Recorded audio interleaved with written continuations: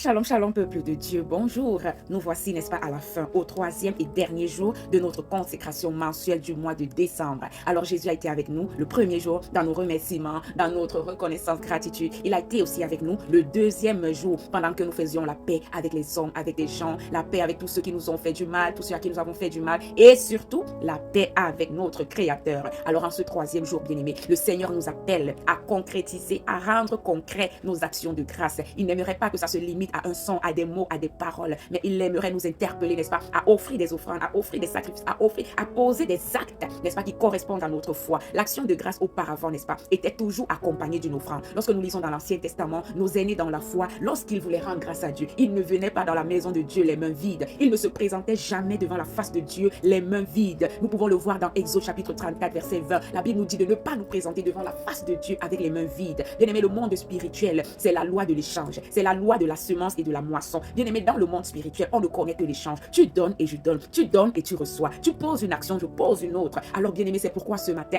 Anne a compris cela et elle a passé le temps à doubler l'argent à l'église, croyant que c'est ça qui allait toucher le cœur de Dieu. Mais après, elle a dit à Dieu, si tu me donnes un fils, parce que je constate qu'en Israël, il n'y a plus de prophète, je le donnerai comme prophète. Et lorsque Anne a posé cet acte de foi, lorsque Anne, n'est-ce pas, est venue rendre grâce à Dieu avec son fils Samuel, alors le Seigneur lui a donné 5 autres fils. Alors bien aimé, l'action de grâce, ce n'est pas pour dire que tu te présentes devant Dieu, tu payes pour te présenter devant Dieu, ça n'a rien à voir. Parce qu'en réalité, Dieu n'a pas besoin de ton argent.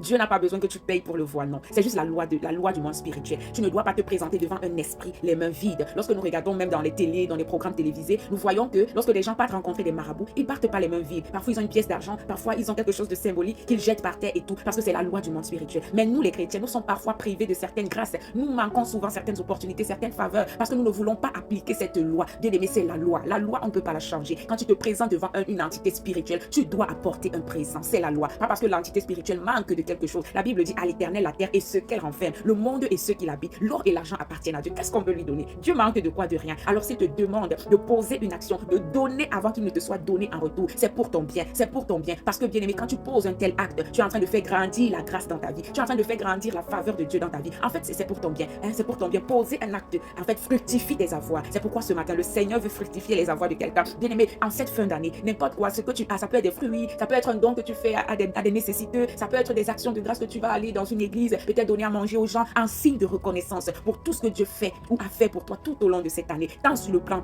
spirituel que sur le plan matériel, parce qu'effectivement Dieu a fait. Alors ce matin, nous allons poser des actions de grâce. C'est ce que le Seigneur nous a mis à cœur aujourd'hui, de nous interpeller à poser des actions de grâce, de nous interpeller, peut-être aller dans un orphelinat, aller peut-être dans ta famille, donner des présents de façon généreuse, pas forcément pour qu'on te donne aussi en retour, pour que, je sais pas, tes amis te donnent en retour, pour que l'orphelinat te donne quelque chose en non, en signe de reconnaissance. Fais-le avec un cœur joyeux. La Bible dit donne avec joie, avec libéralité de cœur, en comptant les bienfaits de Dieu, donne avec joie aux autres, en signe de reconnaissance. Alléluia.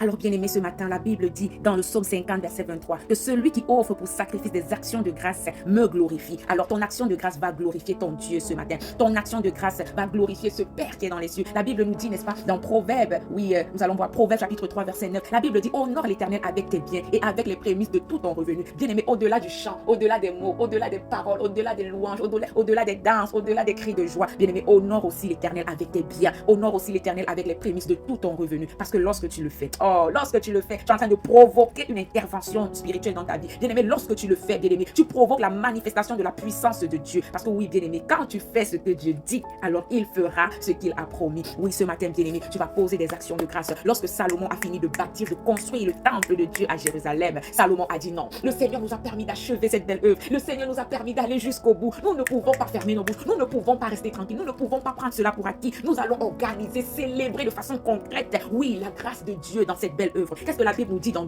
1 Roi chapitre 8 verset 63? La Bible dit que le roi David, il a offert à Dieu des milliers et des milliers de bœufs, des milliers et des milliers de brebis. Le gars a organisé une fête en Israël, une fête qui a duré 7 jours, imaginez, 7 jours et 7 jours de plus, donc 14 jours au total. C'est quelle fête comme ça? Les gens mangeaient, les gens célébraient, tous les jours ils égorgeaient des bœufs, ils offraient des brebis à Dieu. C'est pendant 14 jours, parce que oui, il avait été reconnaissant que le Seigneur a été avec eux depuis qu'ils avaient commencé à poser la première pierre sur ce temple, jusqu'à ce que tout soit parfait. Alors bien aimé, ce matin, tu ne vas pas te limiter à parler, à louer louer, à chanter, à danser, mais tu vas poser une action prophétique, tu vas poser une action de grâce. Action de grâce en anglais veut dire thanksgiving. Thanksgiving. Ça veut dire que tu viens donner quelque chose en signe de reconnaissance. Thanksgiving. Alors tu vas thanksgiving Dieu ce mois. Tu vas thanksgiving Dieu en cette fin d'année. Tu vas offrir quelque chose à Dieu. Offrir un bien matériel. Honore Dieu avec tes biens. Un bien matériel en cette fin d'année. Ça peut être n'importe où, selon comment l'esprit va te diriger, selon comment l'esprit va t'orienter. Offre quelque chose. Offre un sacrifice à Dieu. Donne une offrande concrète à Dieu pour tout ce qu'il a fait dans ta vie et ce qu'il n'avait pas encore fait. Cet acte que tu vas poser va déclencher, va alerter le ciel,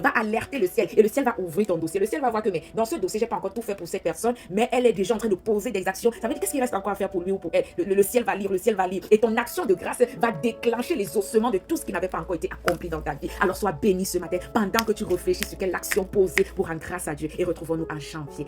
Voilà, alors je vous souhaite par anticipation un joyeux Noël et une bonne année. Oh, que le Seigneur nous fasse grâce d'entrer en 2026, que le Seigneur te fasse grâce de voir 2026, que la main de l'Éternel soit sur nous, que le sang de Jésus nous remplisse, nous envahisse, nous inonde, afin que nous soyons invisibles, invincibles, intouchables, indétectables face aux yeux de l'ennemi. Oui, l'Éternel va te garder dans toutes tes voies. L'Éternel va envoyer ses anges camper autour de toi afin de t'arracher au danger. Oui, l'ange de l'Éternel campe autour de ta famille, de ton foyer, de tes affaires, de tout ce qui te concerne afin de t'arracher au danger. Ils viendront pas un seul chemin et ils vont inventer 7 autres chemins pour s'enfuir, parce que celui qui est avec toi est plus fort, plus grand, plus puissant que celui qui est dans le monde. Oui, en cette fin d'année, je prie que l'Éternel soit ton départ et ton arrivée. Je prie que l'Éternel te couvre de son sang précieux afin qu'aucune maladie ne t'arrache la vie, aucun accident, aucun poison, aucune attaque, aucune sorcellerie ne t'arrache ta vie. Je déclare, je cache ta vie dans le précieux sang de Jésus. Nos vies, nos familles, nos amis, nos projets, tout est caché maintenant dans le sang précieux de Jésus-Christ. Rien de mal ne t'arrivera. Tu verras l'année 2026. Tu vas entrer en 2026 triomphant, célébrant ton Dieu. Oui, parce qu'il le fera pour toi. Oui, ceux qui sont avec toi en cette fin d'année, ils sont plus nombreux